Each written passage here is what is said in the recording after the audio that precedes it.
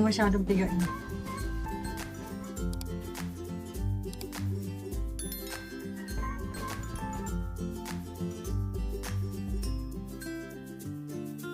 Kailangan pagluto ng hulog-hulog sa Bisaya, sa Tagalog, Bilo Bilo, Kamoteng Kahoy ito. Gaganin nyo parang makunat kainin. Kasi pag hindi mo ginanyan, para kumain ka lang ng nilagang kamoteng kahoy. Bibilugin lang yan. Ayan, mga merienda ng masak. Merienda ka din sa pobre, nga wara ibalyo tinapay, kaero, Ginoo. Ito na bilo-bilo ko na, lulutuin na natin. Sasalang na natin sa kumukulong gata. Maya-maya. Pakukuloy muna natin ito Halo-halo lang para hindi lumablaw. Ito natin konting asin.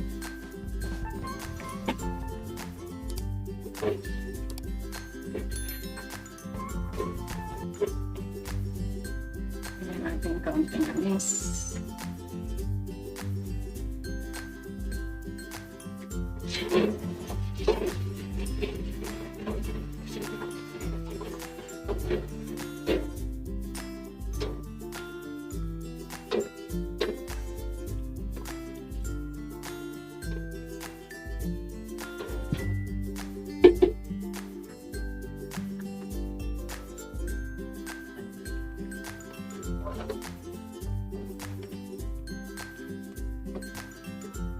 Ang bango.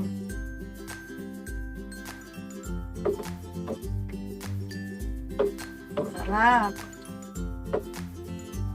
Ngayon, ilalagay na natin ang bilo-bilo.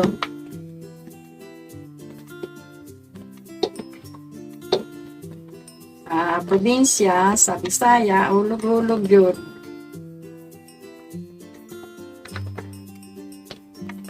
Ay! Hulog na. Pag nilagay na ninyo yung bilo-bilo, kamoteng kahoy, huwag niyo muna haluin hanggang hindi nakulo. Kasi madudurog siya, magiging lugaw. Okay.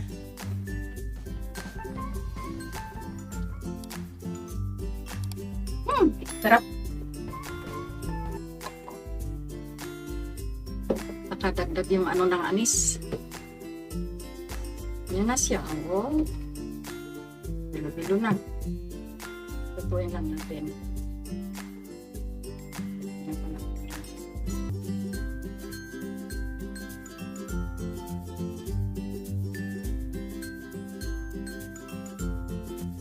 Na ang pang pinali. Kakang gata. Pakukuloyin lang yung maigi para maluto siya.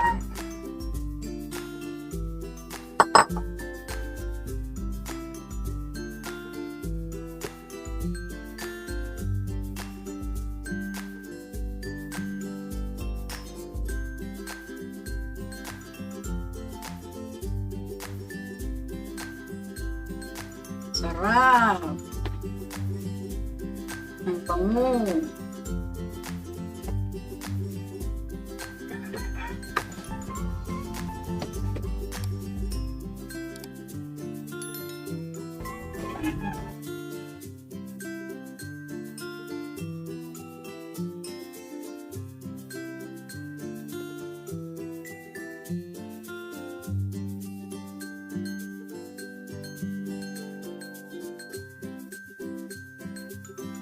Good kaayo.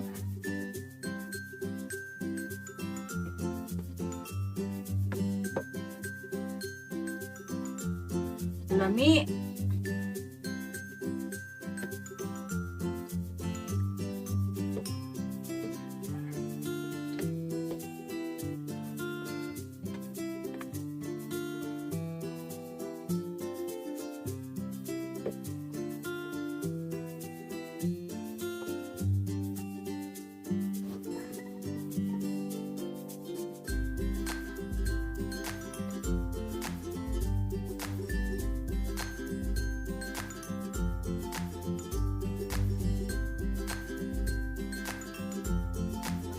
Ating hulog-hulog.